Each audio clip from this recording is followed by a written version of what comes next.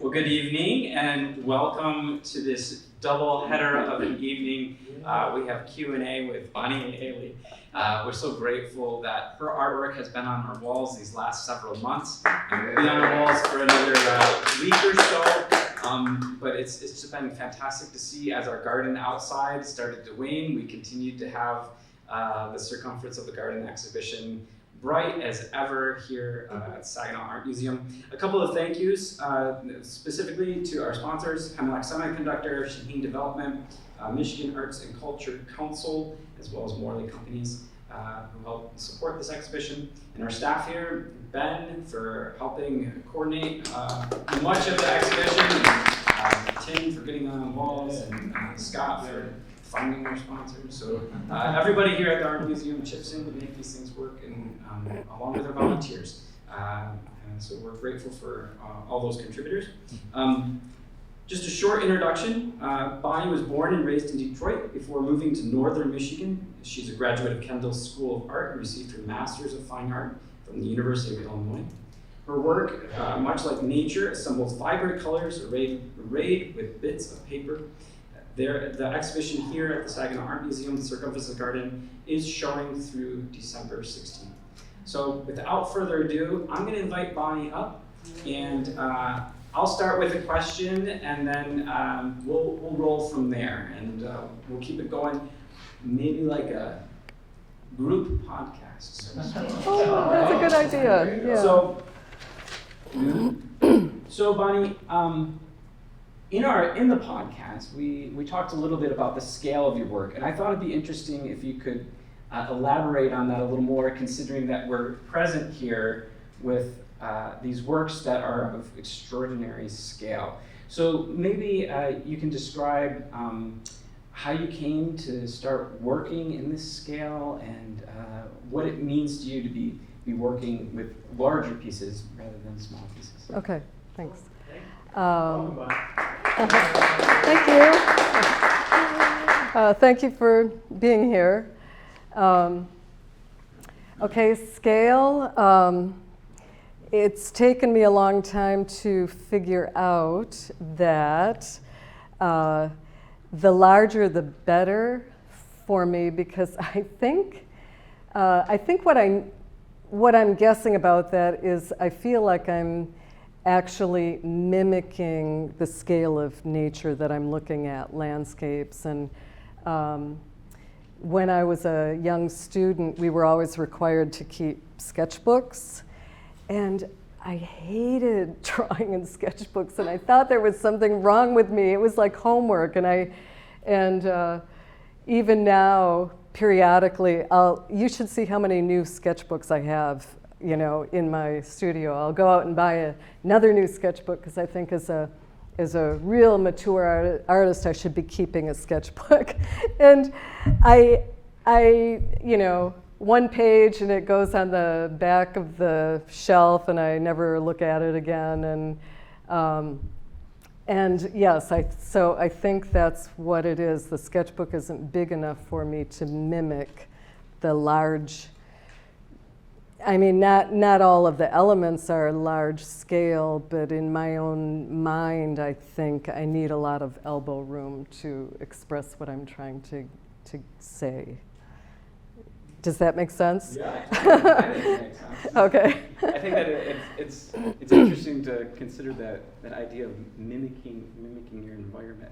I think that's it. Once in a while, I'll have a commission, a request for something small, and I just, break out in a cold sweat when I have to work on a small format. Yeah. And that's a real thing. Yeah. So.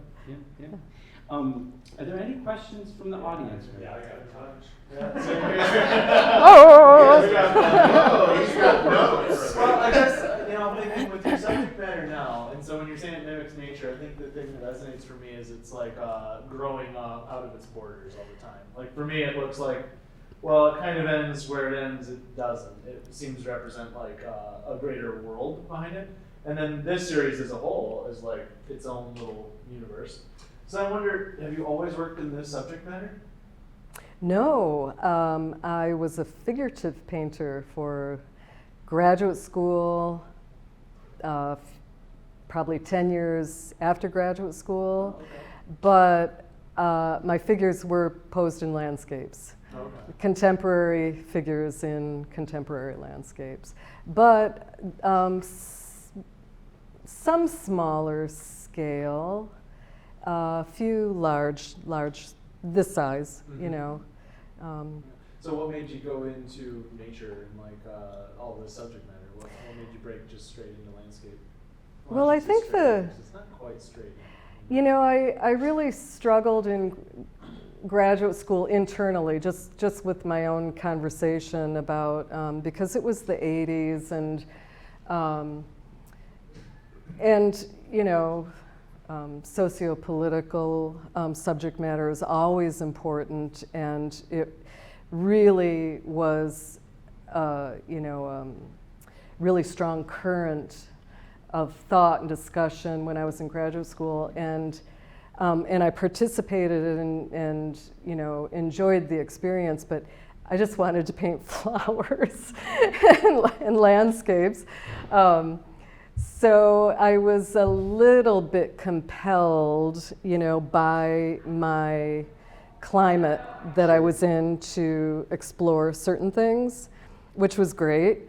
And then I think it was a continuum after that for a couple of years. And then I saw some things that really excited me. And I've mentioned it before, actually, in podcasts and many interviews, the two sort of obscure, maybe not so much now, women artists, one 17th century, one 18th century, who came up with their own ideas and their own forms, and they were scientific and botanical illustrators and artists. And I saw their work, you know, fairly, not so long ago, Maria Sibylla Merian. There are 2 pieces of hers in the Women's Museum in DC. I think they're part of her permanent collection. Oh, yes, you're going. And they're very large scale, magnificent. They're scientific studies, but very artistic. And so, okay, this is where I forget what the original question was. So anyway, yes, subject matter. That's why I went from figures to what I'm doing now. And I said to my daughter recently, I could go to my studio every day for the rest of my life and not say everything I want to say. Yeah. You know, there's just so much, you know, that is so compelling about everything around us, you know, in the natural world. So. Sure. You know, a lot of us work around art every day, so, and that's wonderful. It's a privilege that we all have in a way.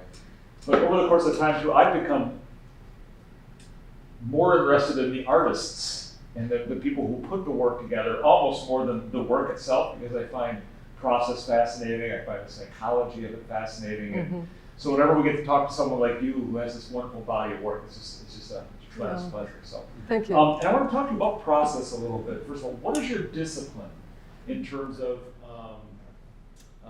getting out and actually doing the work? Do you set a schedule, or are you somebody who kind of goes at it? This is a good.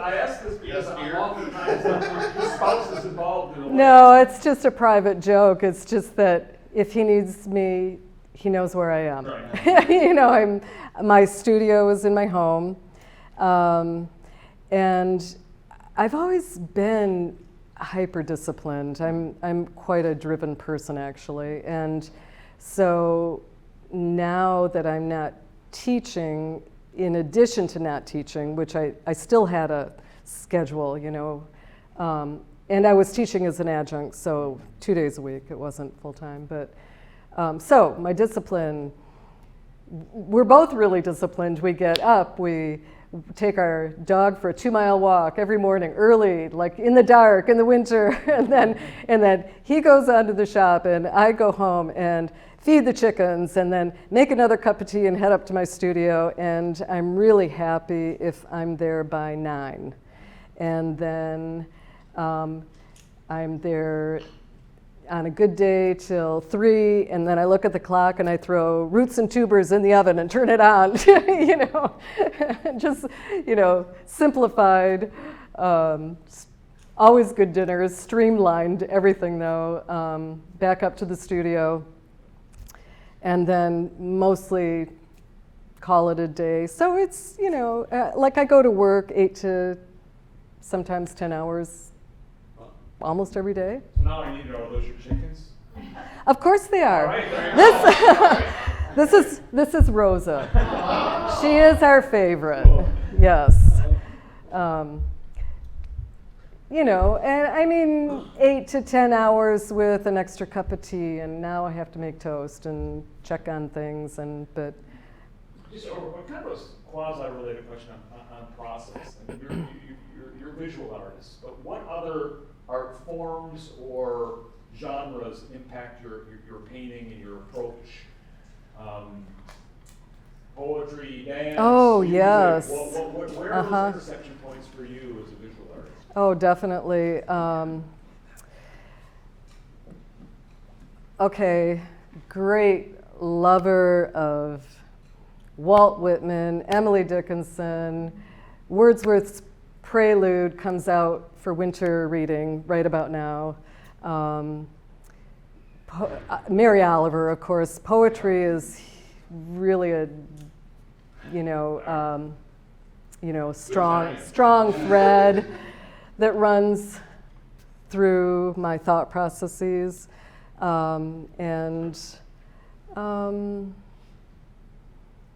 just looking at everything. I think I understand the world through images more than anything. Right.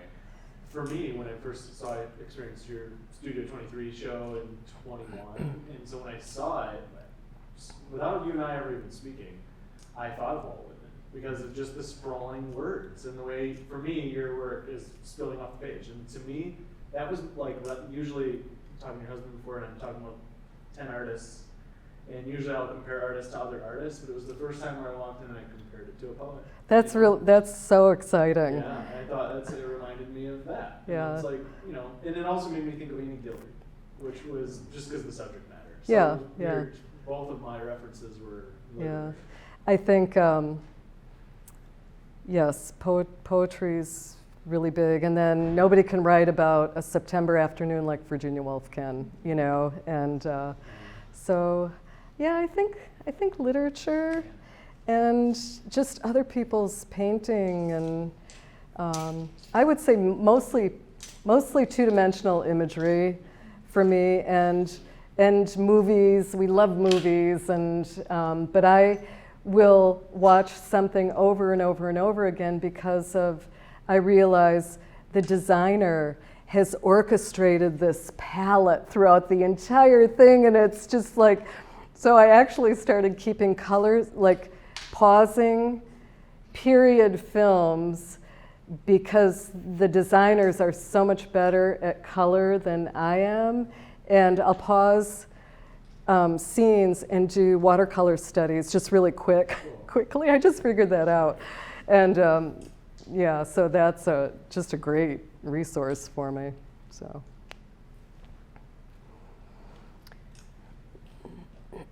Oh, hello. So it's sort of a piggyback question on kind of what Diane was talking about, how you went from period. How did you arrive at this style? It's with the collage aspect, and also I see a touch of some Asian influence as well, and sort of stepping away from the natural, realistic to more figurative and artistic. How did you respond to that? I have been asked that, and I think the core answer is just working a lot, and seeing, for many years, what wasn't working for me. I started as an oil painter, as I told you, a figurative oil painter, and it wasn't working for me. I have a small collection of a few nice traditional looking landscapes and in a closet at home. And there was a period where I just thought, this is just a really expensive hobby. Why am I just doing what has been said over and over and over? And so working all that through, and then, like I said, when I discovered the works of the two women that I really admire, well, they were on paper. And I remember I was coming home from somewhere, I stopped at an art supply store, and there are these Pelican inks made in Germany in a little kit. I had a set of those when I was 15 years old, and it boxed exactly the same, and I just went, oh my gosh. And so I bought a set and got out paper, and that is where, okay, I let all of my oil painting brushes harden in the can of paint, and just that's it. I'm done with that, and moved on to paper. So that was the next step, and that was a winter night. I remember it, and then it was about at the same time that if you look up Mary Delaney, she was an 18th century English aristocrat who, in her 70s, developed a completely new technique of working, where there are all these like beautiful, botanically correct images, and they don't look like pressed flowers. They're on black ground. I think she did some like a couple thousand of them, or 1,000 of them, and so she would paint her pieces of paper and then cut out all the petals and all the leaves and assemble them. And I think they're all at the Ashmolean Museum in London in a book. But of course, with the internet, they surfaced, and I thought they were really mind-blowing. And that was the next step. I said, oh, I want to just try something like that. And then it was small, and I thought, I don't want to work small, and I don't want to do anything that is in a book. I want to do something really big, and literally did something really big, next step, and then, so that is really the evolution right there. Yeah. I think when we talk about like artists and I had heard or read something you had said about Mary Delaney before when I was kind of researching your stuff, and it hit on, I think maybe even you said this, that at that time period, oil paints were so highly regarded and were reserved for men. And so women were kind of confined to working in these small book type sizes. Watercolors. Botanical. Mm-hmm. And so I guess this is kind of a question statement, I'll let you roll with this how you want, but I think that over the last century, that style has become what we maybe subconsciously identify as decorative art. Mm-hmm. And so without, usually, maybe with a layperson, there isn't really that distinction between fine art, decorative art, but they know it when they see it. And so I wonder for you, have you experienced especially because of the scale and the what you're doing with medium, not using oil, do you see this as subversive? I was afraid there was going to be one of these questions that require cocktails and several hours. So, subversive, you know what? I Against think, art history, not against well, I history. have to Modern say there society. might be that's triggering something in me that is saying, yes, there's a little bit of truth to that. My training in graduate school, what I was trying to express is that, to be an easel painter was like death. And that was way down with needlework and in the hierarchy, and I don't feel this, but, ceramics and, there used to be that traditional hierarchy, which is fortunately all those limits are being blown out every day. So I think that once in a while, not so much now, but when I first switched to this medium and everything I'm doing right now, I would have little moments of nervousness over, are these too decorative? Is this just decorative, you know? And that little voice, and I've mentioned my daughter. She's a trained curator of contemporary art in Chicago, and she's such a guiding beacon for me once in a while. And I'll call her up or I'll text her a painting, something I'm working on, and I'll say, you know, and she's very honest with me. And when I introduce the Goldie foil into my pieces, I said, you know, I just, you know, can I use this? You know, is this all right? And she said, no doubt, no self-doubt. If you like it, use it, you know, do it. And I just really like the way it looks, and, you know, I think it's pretty. But the subversive aspect of it is it does make me kind of laugh up my sleeve, because they're butter wrappers and candy wrappers, and it makes me feel like, ooh, take that, society, and your love of gold. You know, I mean, so I do enjoy that aspect, even though my original, you know. I think it does for me. I think that after seeing your show, I think that there's the obvious connection to nature, and I think a lot of people see that. It's just really obvious. But I think there's a subconscious effect that I think is subversive, and I think that it changes the way that people go out and look at everyday objects, you know, and realize like the craft that's in some of those things, because there's so many lines going on here that it's, you know, it's easy to get lost. But I think that if somebody really studies one of your pieces for a minute, when they go out and see form and line and other things, I think that they'll have a greater appreciation. Thank you. Yeah. That's really great.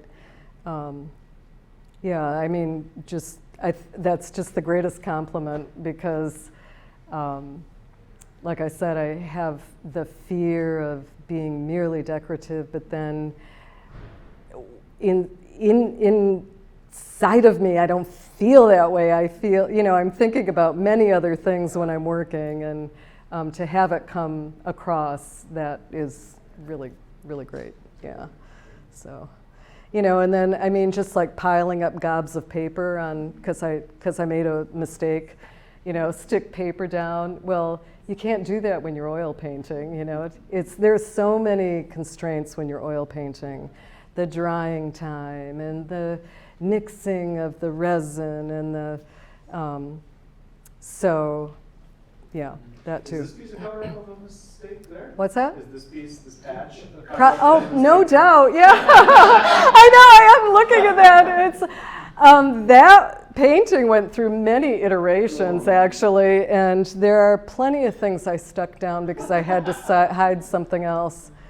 In fact, I would say there are hardly any of them that weren't a completely different painting that I exhibited before. But I have found that I love that. I have a stash of things that I thought were good against the wall in my studio. I pull them out later.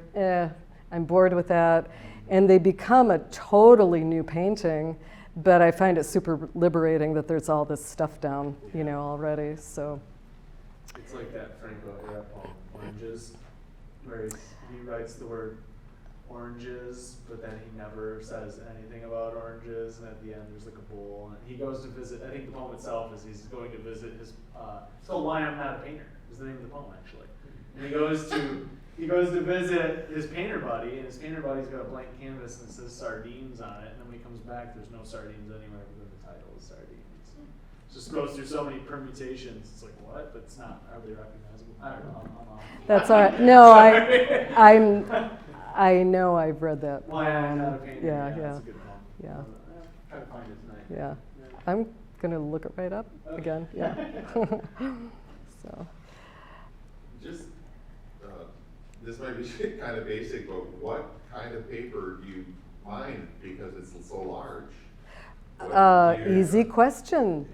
It's actually Arche, It's 400-pound weight, and I get it by the roll when I'm feeling rich, and when when I'm poor, I get Canson by the roll, which is the the Arche is a luxe. It's still made in France. It's been made for something like 300 years, and it's almost like fabric. You know, it's cotton rag, and Canson is not cotton rag, but it's archival.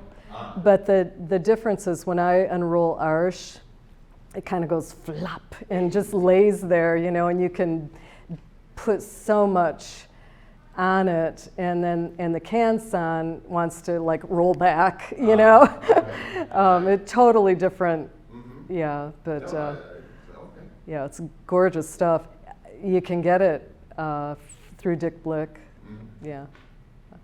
It's been used like all through my art education. I was introduced to it, I think, in undergrad 1,000,000 years ago, and then I think it's a big printmaker's paper.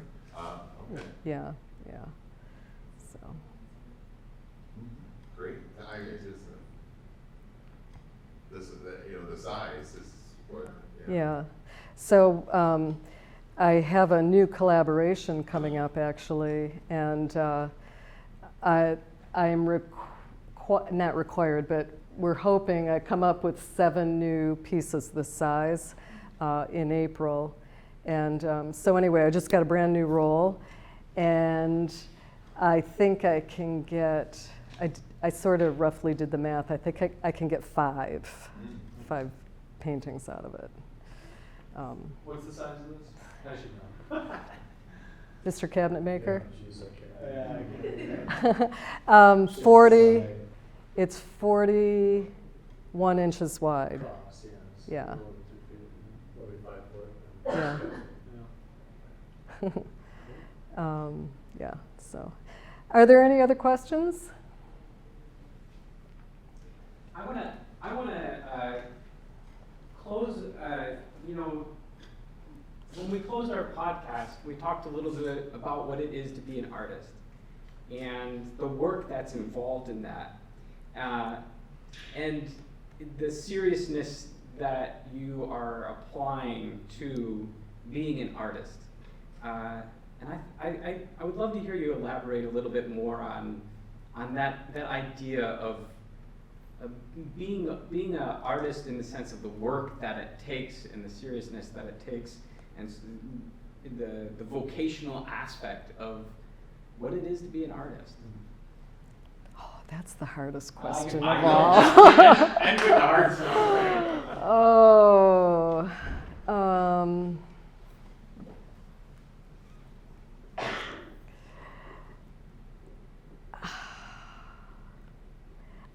I'm not sure. Okay, can you rephrase that? Some people, when they're 6 years old, they want to be an artist, and by the time they're 13 years old, things have distracted them, and so there's still this idea that maybe they'll do something artistic or creative with their lives, Okay. but don't necessarily become artists. In your case, you have become an artist in the sense of making that your profession. It's Right. the way that somebody might be a firefighter. Okay, I think I know how to. Okay. So that's sort of the idea that I was thinking about. Thank you.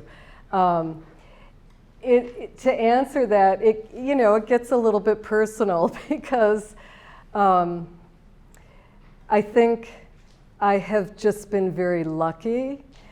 I come from a very artistic family, so we never had need of permission to go into the arts. It was just not something anybody even questioned, and but in my early 30s, I was feeling like I hadn't found my voice, right? And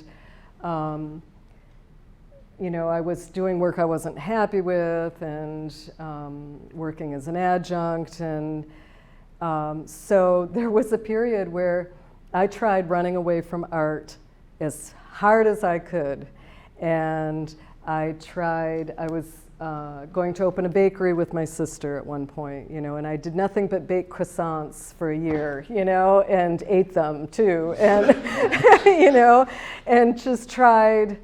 I cooked for a family 3 days a week, and so tried all these different things. Like, I'm going to do something completely different, and then it was my dear old ma that. It was just like, and this was not how she was either, and it really felt to me like a voice that came through her. And just one day, I was home visiting my parents, and she said, "Don't forget about your art." And it just stopped all that nonsense, and then I'm really lucky to be married to a creative who has, you know, honestly, he's the breadwinner. So yeah, I taught part-time at Delta College, and I was still, then I was really involved in real decorative arts, you know, trying to paint furniture and home accessories, and you know, selling stuff to augment the coffers, and then my husband said, "You're an artist, just be an artist," you know, because it felt like you know, a lot of the burden of being an artist, that's a real thing, I think, you know, how to live and how to be an artist. And so having family that would say to me, "You're an artist, be an artist," you know, that's my good fortune, and I don't ever take that lightly. Like, I don't know what I would have done, you know, if my circumstances had been different, and so there you go. Bonnie, we are so glad that you are an artist and that you are sharing your Thank art you. with us on the walls and with the world. And it's just so grateful to see the You beauty guys that have you're been bringing in. really amazing. And I'd love to have a round of applause for Thor and Ben, and also the frame maker, Tim, and yeah, so you guys were just great to work with, amazing. Thank you, Bonnie. It really has been an incredible thing to walk into the museum every day and walk into a garden. So thank you. Thank you. Thank you all for coming. Yeah. It's nice to see your faces.